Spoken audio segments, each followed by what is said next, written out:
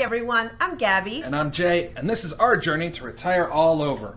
On this channel, we're sharing our experience as we get ready to retire in 6 years or so and then spend the rest of our lives exploring the world. Feliz Año Nuevo! I don't think I've ever been this happy about putting a year behind us. It has been rough. So we know how fortunate we are to have our health and a steady income. Oh yeah, so I'm working again. Same place as before, but that's a whole longer story. Today we want to talk about our goals for the upcoming year. Goodbye 2020 and hello 2021. But first, please hit the like button to help us with the YouTube algorithm, subscribe, and smash the bell to be notified whenever we post new content. 2020 set the bar pretty low, but we still want to make the best out of this new year. We have decided to set goals around 3 categories: financial, health, and personal. Our financial goal is pretty easy. In order to stay on track to retire in 6 years, we want to increase our net worth by 10% this coming year. Well, we plan to get to that 10% in 3 ways. First one is the easy one, with our passive investments to our pre-tax 401k and 403b accounts. This is what we already have set up to go directly out of our paychecks and automatically into our investment accounts. That will get us up to about 43% of the way. The challenge here will be to actively invest in our IRAs, Roth IRAs, and brokerage accounts at least half of that 10% we want to save. Because this is totally on us, we will have to continue to watch our spending and find places to optimize our budget. Want some help organizing your spending for the new year? Check out our video on how to create a budget that works for you. And finally, we hope the market can return 5 to 7% and get us to the finish line. We don't ever count on crazy bull markets like we've had the past few years. We're just looking for a very reasonable 5 to 7% return. If we continue to apply our financial discipline, we'll have no trouble meeting this goal. Now to our health. Many people took this year of doom to work on their health and wellness. Social media was flooded with fitness journeys and people getting in the best shape of their lives. It was truly inspiring. Unfortunately, that was not us. Let's just say we got in the baking and binge watching wagon. We know that is not sustainable. I have personally struggled with my weight my whole life. However, after a lot of work, I have gotten to a point where I am ready to work on it to improve my health, not so much for how I look. Also, we want to enjoy our retirement, do things that are fun and active, and for that we really need to be in better condition. We can't pretend we're magically going to start being healthier when we retire, so we need to change our habits now. Absolutely. I am personally aiming to lose 25 pounds in total, so 7 to 8 each quarter. That should be slow enough to make it doable and healthy, but fast enough to make a difference. In order to get there, I'm going to do it the old-fashioned way, watching what I eat and exercising. That first one will definitely be a challenge. We're foodies. I love food that tastes yummy. Who doesn't?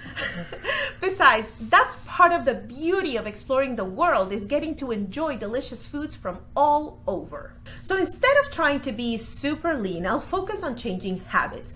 More fruits and veggies, less cheese and bread, and reducing portions to at least half. Everything here is Texas-sized. But I also know myself, so I'll plan 1 cheat meal a week, hopefully within reason. Exercise-wise, I'll aim at breaking a sweat at least 6 times a week. On weekdays, going for 30-minute walks with a little jogging. I used to jog regularly, but haven't done it in years. So I will slowly increase the jogging part until I am able to jog at least 2 miles straight.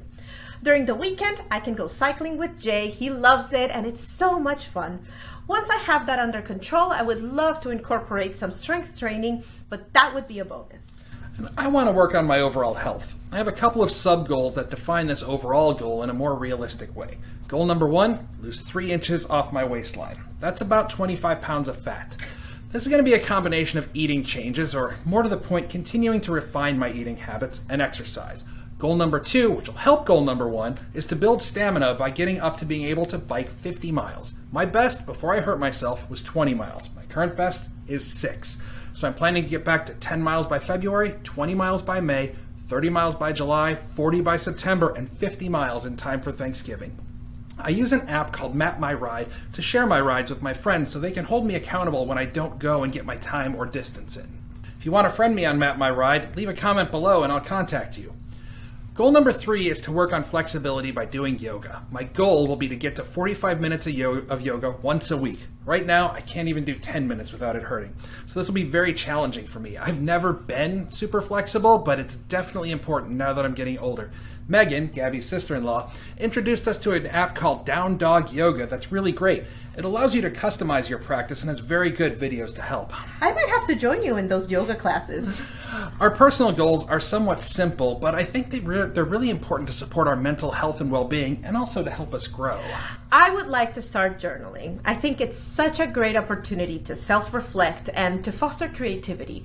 However, I've always seen it done in such elaborate ways, which is very intimidating and makes it seem unrealistic. Luckily, Megan also introduced me to 3-sentence journaling. That I can do, at least a start. There are a few options online specifically for this. Some really cool ones you can use for several years, allowing you to compare what you wrote the same day in previous years. But I'm keeping it simple using a little notebook I got as a gift. 3 sentences each day for 365 days. We'll see how it goes. For me, my personal goals are pretty easy, I think. I love reading. The problem is I've gotten out of the habit of reading often. So this year I will read at least 10 new books. And I mean books I haven't read before, not actually brand new ones. I love reading science fiction and fantasy, but that can't be the only thing I read. I have been dabbling with Stoic philosophy, so I'm definitely going to read more of that. And I've always loved using the library, and most libraries now have ebook lending available for Kindle and other formats. Houston Public Library and many others across the U.S. use a service called Overdrive to allow you to check out ebook versions of most books. It's a great way to use these freely available resources. In addition to reading, I'm going to make a concerted effort to work on my Spanish language skills. I have Rosetta Stone, Duolingo, and Pimsleur, and a Gabby who speaks it as her native language, so I really have no excuse not to do it. Thus, I'll be spending 1 hour per week working on my Spanish language skills. A personal goal we have together is to volunteer. 2020 has been such a horrible year for so many. It's impossible not to realize how lucky we are. Aside from making donations, we feel it's only fair to also give back our time. There are great websites like catchafire.org where you can get connected with a variety of nonprofits in need of help with specific pro bono projects.